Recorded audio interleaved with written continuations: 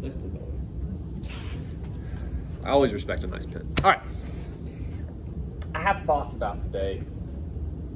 And I was already leaning this way anyway, but especially considering what I'll describe as lacking attendance, right? I want to start with some questions for you guys, and we'll kind of see where this goes. Number one, in your opinion, here at the end of the semester, we've done this twice, and we may or may not do it today. This is what I'm asking about. We're supposed to do peer review today. I mean it when I say, and I've told you this before, that peer review helps you. I do think it does. It's set up on Turnitin. I have the questions queued up. I'm about to email them to you. Do you find them helpful, just as you sit right here? What do you think? I'm asking. I feel like there's a lot of, like, people will do them, but they don't actually review them. What do you mean by that? Like, last time, Yeah. I reviewed mine, and it was not helpful. Oh, no. Let's see. I know I told you guys this, and it's been a while. Peer review is never, almost ever, for what your partner says about your paper. Because look, I mean, understand the setup. You guys are learning this stuff, and you're all kind of on a spectrum in terms of like how you feel about it, but I would assume none of you are super confident, right? Which is normal. Well, now what you're kind of saying, like, to translate it another way, you're kind of saying you're trusting this person to give you good advice when it comes to your paper. Nah. Or, like, some type of feedback on what. Yeah, and it also sounds a little bit like you're saying they didn't give a shit, which is a whole other problem. Kind of comes back to what we were saying before class. I feel you on that. What I was asking, not that that's something that shouldn't be corrected, because that sucks. What I was asking about was, like, for you, like, because again, what peer review is for is the sort of editorial muscle that you basically don't have right now. Like, we've been working on it all semester when we do workshop and stuff, but when you do peer review, if you really do it, I would imagine your experience is you do see things, you notice things in somebody else's paper. It's so much easier than your own paper because your brain is going to fill in gaps in your writing, and you won't even realize most of the time you're doing it. Like, if a sentence doesn't really make sense or a word is wrong, you'll just fix it up here without ever even actually being conscious of it. The idea is you do peer review enough with somebody else's work where you do see that stuff that eventually you can start to see it in your own work. I do think that's true for the most part. What I'm getting at, I'll ask it in a different way. Might be more helpful. Do you guys want to do peer review right now? I understand how ridiculous a question that is.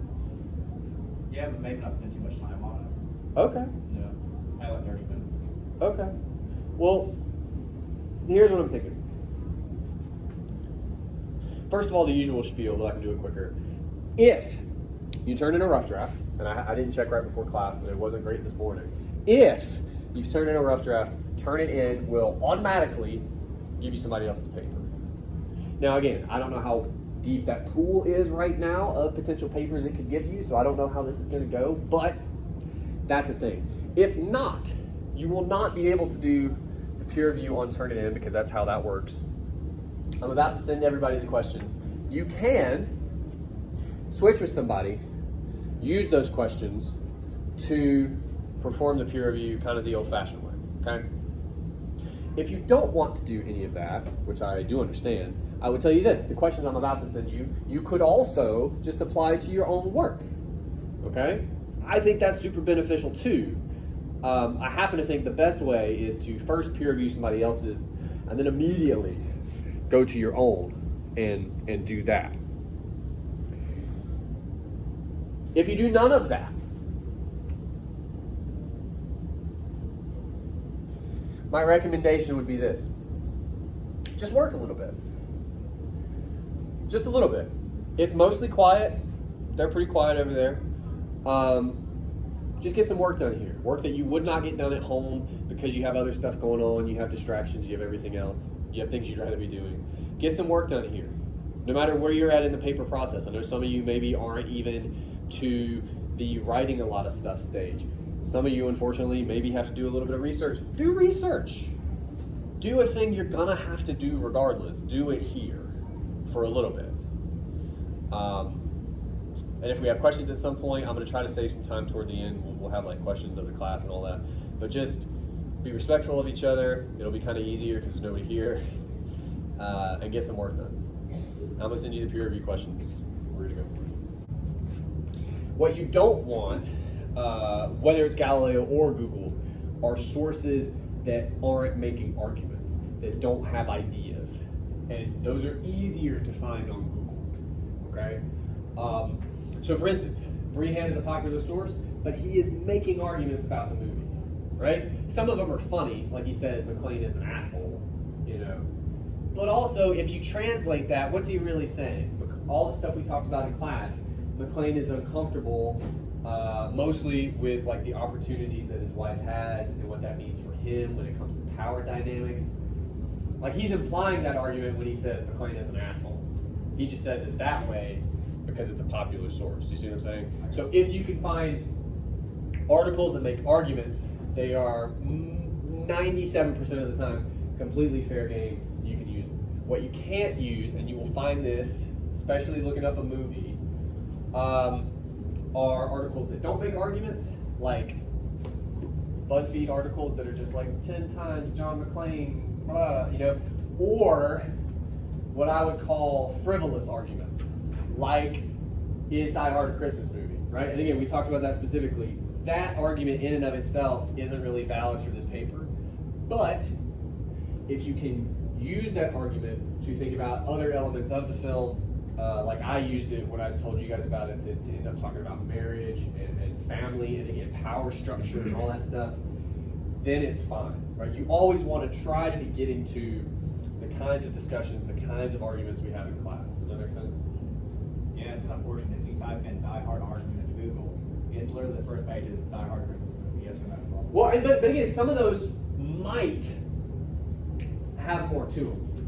Yeah. A lot of them won't. I mean, I also don't look up Die Hard argument. Look up, again, the same way we search on Galileo. Die Hard and masculinity. Die Hard and femininity. Die Hard and marriage. Die Hard and, I'm trying to think of some other. We didn't get to talk about this nearly enough because we talk about so much. Die Hard and race. There's only one really main character in the movie, and that's McClane. I guess maybe Hans as well. There's a bunch of side characters. There's only 2 black characters in the movie. They play prominent roles, at least as far as side characters go, but is their characterization in the film different at all from the predominantly white characters? I would argue yes. What about that? Like that's an angle we couldn't consider at all because we talked about so many other things. But there's all kinds of things in the movie that are available to you. The way you research, and by the way, it doesn't even have to be Die Hard and. You can just look up masculinity and marriage or power dynamics and gender roles. Like you can look up ideas. It doesn't just have to be the film. But what I'm saying is you always want to be researching ideas, not necessarily Die Hard and argument, you know, or something like that. Like think about whatever ideas you're kicking around, because all of you are, I mean, some of you are doing similar stuff, but all of you are doing your own thing. What ideas are propelling your argument, hopefully, that's the stuff you want to research. Does that make sense? And again, that should bring you good stuff on Google, good stuff on Galileo. One other thing I want to remind you of, you can look at the sources too. Some sources are better than others. I'm not saying you can't use a blog. I am saying a lot of the time they're not great, you know. But if it's, I forget now where Brehan was published. I have it written down somewhere. But like, it's a somewhat reputable source. Like that stuff is a good place to start, you know. And Die Hard's a super popular movie, so a lot of people have written about it. Other questions? That was a good one.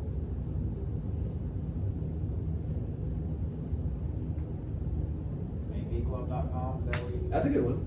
That might be Brehan. That's Yeah. what Brehan. Yeah. That's a good for me in the past. Yeah, that's a good resource. And as denoted by the name, they talk all about films. So, you know, they're thinking about that stuff. Other questions, thoughts, concerns, confusions about the paper? Is it okay if, like, we do a paragraph and the argument that we make, like, the next paragraph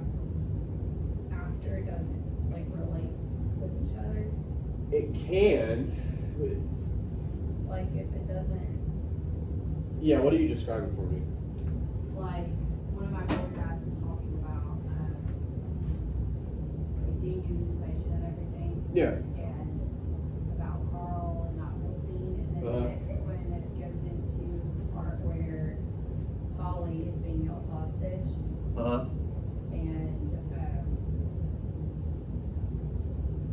McLean is, What's your argument in that one? apologizing. He's what? I'm sorry. Apologizing and everything, but it like brings in it still talks about the terrorists or whatever in the next one, but they don't necessarily relate to each other. Like you might have to just read. Yeah, but well, I mean, part of the reason I want to do these questions as a class is like no one will probably have that specific question, but they will have questions, maybe even not right now, but later that are similar. So real quick, if summing up your argument in the first paragraph you're talking about, what about dehumanization? Like, what are you saying about? Well, it was just talking about how Carl and McLean got the whole fight and everything. What's that have to do with dehumanization? Well, I don't see the part that I talked about that. Like I just saw where that. What are you arguing in the first paragraph?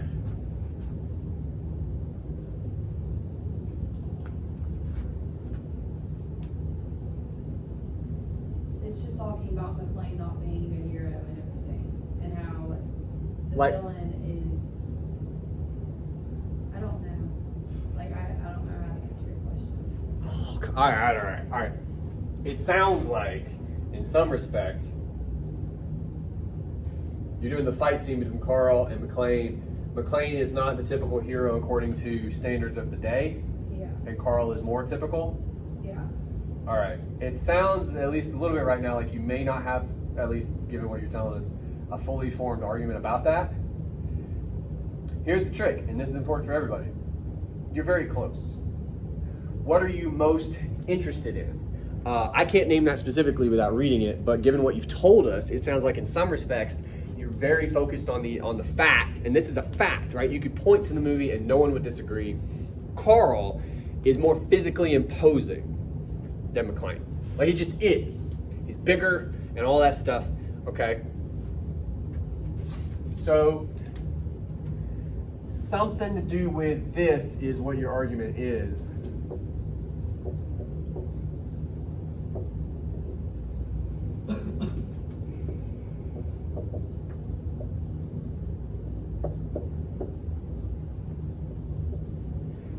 Your argument's in there.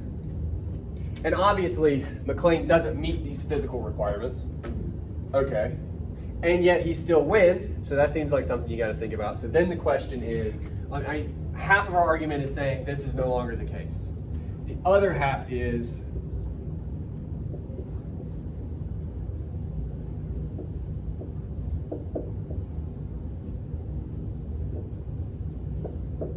how has that definition changed? Right? If you can answer that question in that paragraph, that's probably your argument. Now, your original question was, and it sounds like we're going to have a similar thing to solve.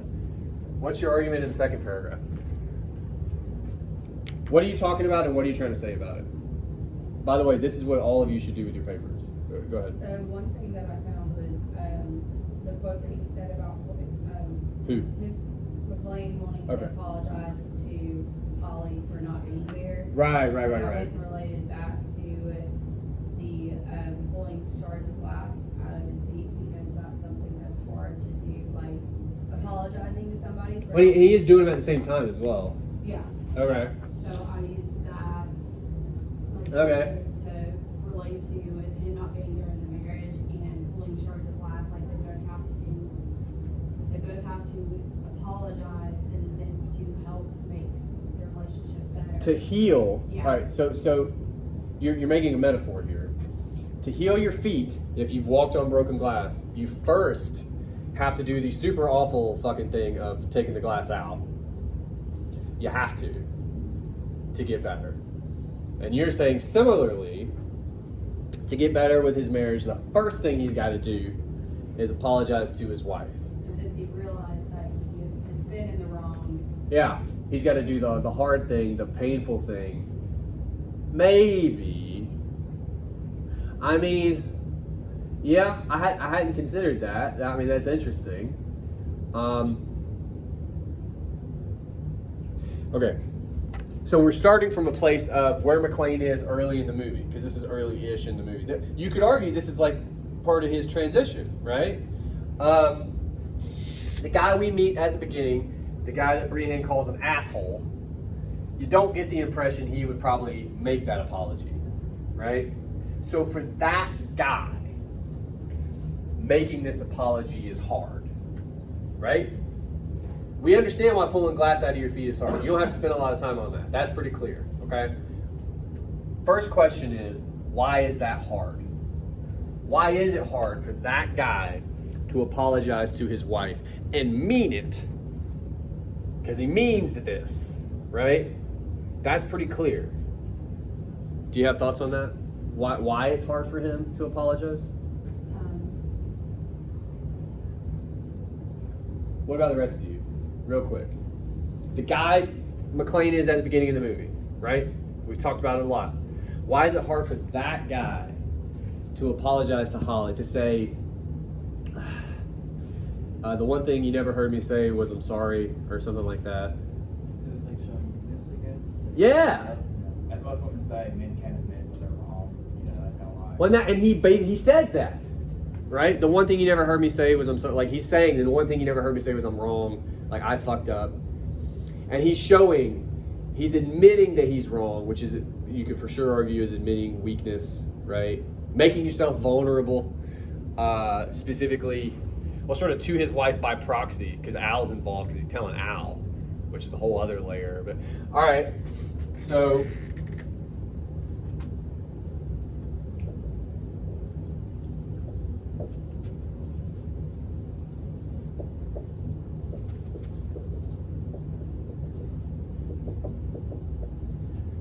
he's admitting weakness and or fallibility. Like, when you apologize, you're saying you messed up, you're admitting that you're not perfect, right? Oh, I'm sorry, you know, yeah. If we're arguing on some level, and I think we are, that he's transitioning here, he's turning into something else, maybe. What is that? To admit weakness to his wife, to admit that he's fallible, right? And he's kind of retconning it. Are you guys familiar with that phrase? Like, he's saying, I was wrong before, and I never said it, right? What is that? I'm trying to get you here without giving it to you. What's he describing himself as? To admit his own fallibility, he's a person. He's not, and this is, I think, what your argument is coming down to. He is not this, which is a capital M man, right?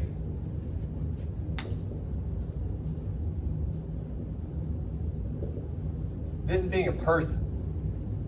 To be weak occasionally, and fallible, and need help, which honestly, it may be too much to bring in Al a whole lot here, but it is worth considering that he says this to Al.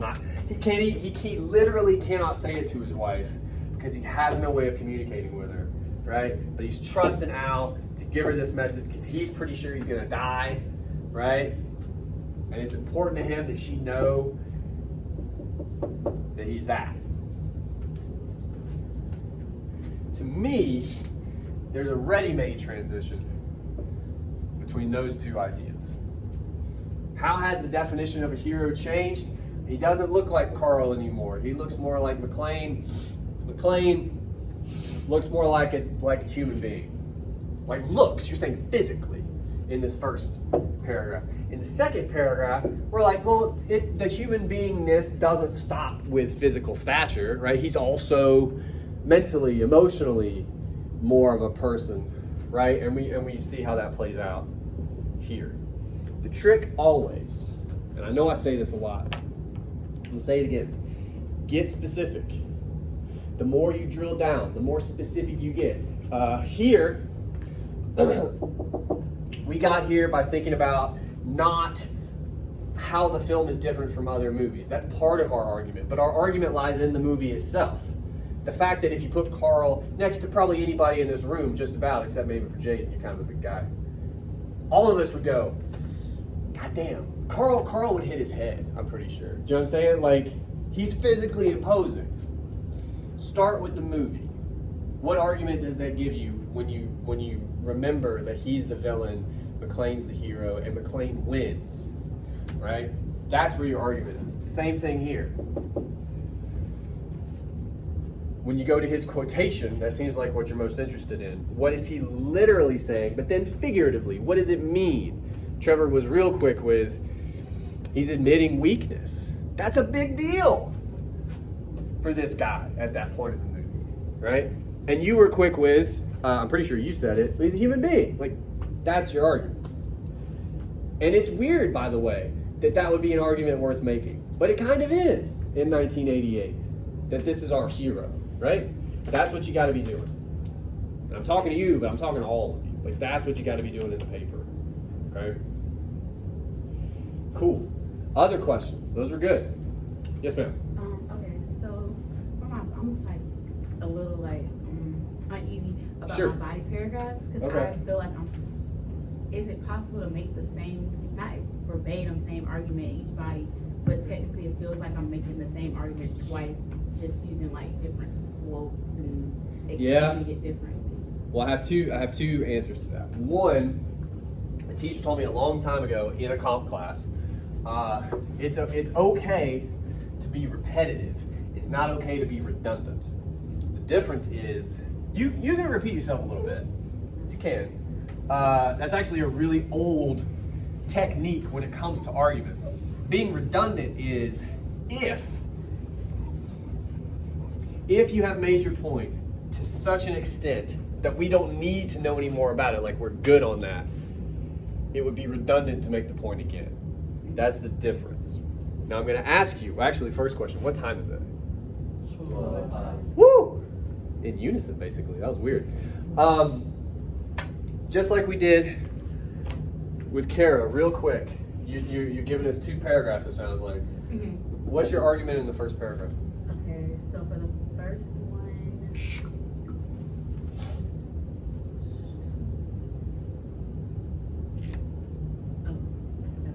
okay, so it's basically the evolution concept of masculinity is basically reevaluated the traditional roles and expectations. Like it's just Okay. What are you looking at from the movie to talk about that?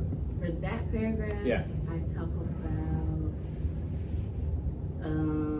in the beginning with McClane and Miguel being a New York City cop and Oh, in the limo. yeah, and because I said it reevaluates traditional roles and expectations, and basically mentioning Polly and how she works, and then I mentioned basically a businessman as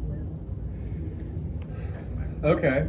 Well, specifically, like, what are you focused on? Because they say a lot of things really interesting there. McClane with the New York City cop thing is interesting. You didn't mention this, and I definitely don't want to add because you have enough, but like the other thing in that scene is Argyle when he says, you thought she'd come crawling back. Yeah, I mentioned You do? Yeah. That's pretty interesting. Let's talk about that. We can talk about both of those probably. All right. McClane says he's a New York City cop. Or a New York cop, I think is what he says. What about that?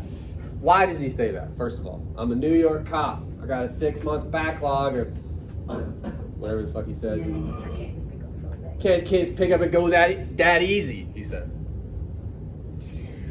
What about that? What he's making an argument to Argyle. What is he saying? That he's like displaying like bravery, and he's like really tough. And, like, I got man shit to do. yeah. I got man shit to do. I got a 6-month backlog, you know, but like I got man shit I gotta do. But then Argyle's response is laughter and so you thought she was gonna fail and come crawling back, you know, whatever he says. We're gonna talk about what Argyle says, but also the fact that he says it, we haven't really covered. What's he doing to McClane? Not mocking him in a way. He's telling him you're full of shit, right? He's like, that's not the real reason. Let's be honest with each other real quick. That's not really why. And McClane says, "You very fast, Argyle." Like he's like, "Yeah, you got me." That's crazy. So there's a lot of moving parts here. You have to be careful. On the surface, it would seem like McClane is man stuff that he's got to handle, you know. Argyle calls bullshit on that, right? And then tells him what the real thing is. And what's interesting for our purposes is that they both agree the real thing is this idea of crawling back. And we talked about that, right? But if they're both admitting that that's what it is, what's the deal with Holly crawling back? That's pretty easy, right? What are we talking about? Power. For sure. And dependence. Not just power, but dependence. She would need McClane, right? Give him that power, right?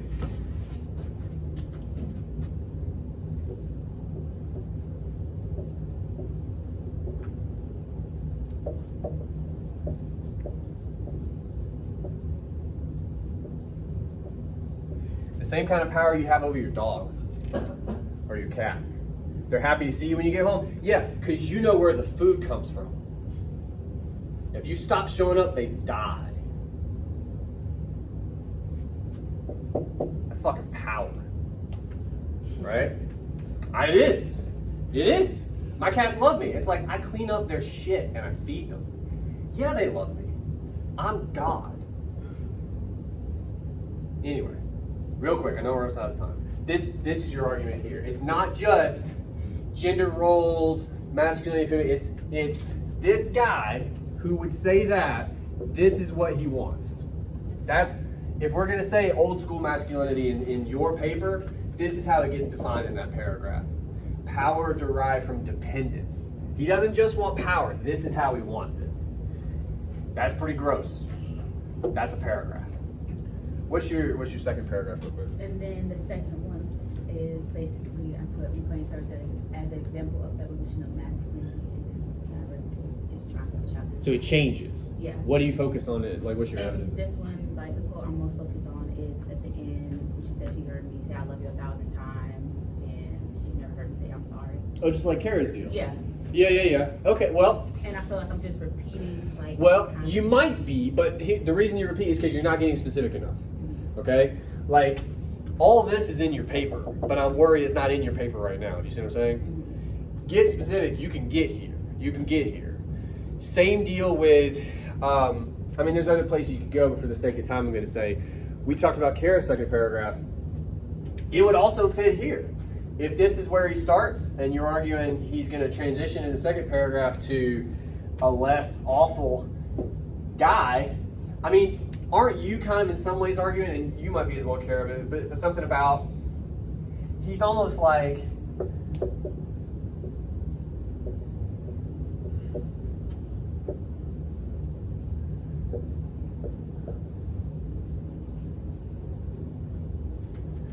do you get the distinction?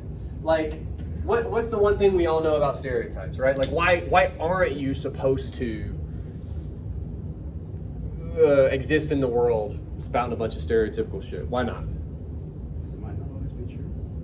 It's not true. Sometimes because that's what, but yet generally you can't apply a stereotype to a person because they're a person. They're an individual. You know, they got other shit going on. But we're kind of saying he's living this out in the first 20-ish minutes, right? So part of the argument might be he's not an actual person until he kind of reveals his week, until the kind of the mask kind of falls down almost.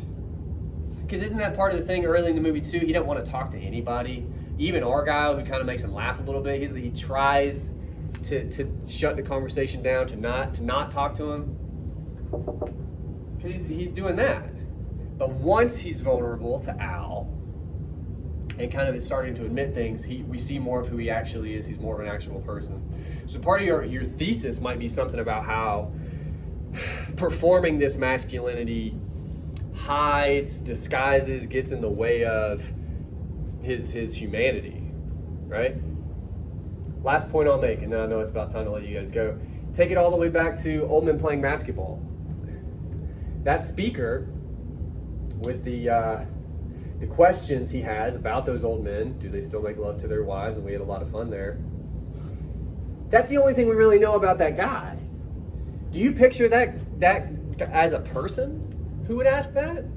Or is he just some like creepy fucking dude in the stand, right? Like you can't, if that's all you know about a person, is he's this, he's not really a person. He's just an icky dude in like a hoodie. No offense, but like that, that's how it works, right? And you too, yeah. Sorry guys, I like hoodies as well. But like, that's kind of all you see. You don't see the person, and I think something similar might be happening here, as opposed to later in the movie, later in your paper. And that's how you make them different. You always got to get specific. If they feel samey, and they might, I'm gonna say 10 times out of 10, that's telling you you're not being specific enough, either with your ideas or the evidence or both. Okay? And you guys are smart. I mean this, and then I'll stop, But I ask like one question, and you guys are with answers. Like you're coming with. So if you can identify the issue, and it sounds like you did, the next step is how do I make them different? It is always getting specific, looking at details. Always. It's not just with the movie though, it's with your arguments as well. Okay? Any other questions before I let you guys go? Yeah, I got one quick one. Okay. So let's say you find an article. Yeah. And you disagree with like every other point they make. Okay. But they do make a lot of points that can support your argument. Would you say that's working against yourself to do that, or? Well, you're not quoting the whole article either, right? Right. Yeah. So I'm saying like. You can pull what you agree with. You can also do a thing, we haven't talked about it in class because we've been doing reps on just like how to make this shit happen. There is such a thing as counter argument. You can pull a thing from an article that you perhaps fervently disagree with, and you can use it to explain why your point makes more sense. Okay, that's what I was wondering. Like, because you argue against the article. Yeah. So, okay. Yeah. I mean, you don't want to just, it's called straw man. You don't want to just pull something to completely destroy it. If you can help it, like, because you want to appear objective, and if you bring something, because understand on some level, you've scoured the internet, found a thing that you hate, and put it in your paper so you could nuke it, right? Like you want to. Would make sense. You got you got to watch your tone is what I'm kind of saying. If that makes sense. Okay. All right. Last thing I want to say, and I'll let you guys go. I know I keep saying that. I'm sorry. Papers are due Wednesday night, right? 11:59 Wednesday night. Okay. You should do that. On Thursday, we're going to talk about the project. People freak out about the project. The project is meant to be much easier than a paper. I have you turn in the papers early-ish so that the end of your semester is not quite as bad. Okay. So the projects will involve a little bit of work, but it's a little bit of work. It's not meant to be crazy, okay? And we're going to talk about it on Thursday, so don't sweat it too much. The other thing I'll say,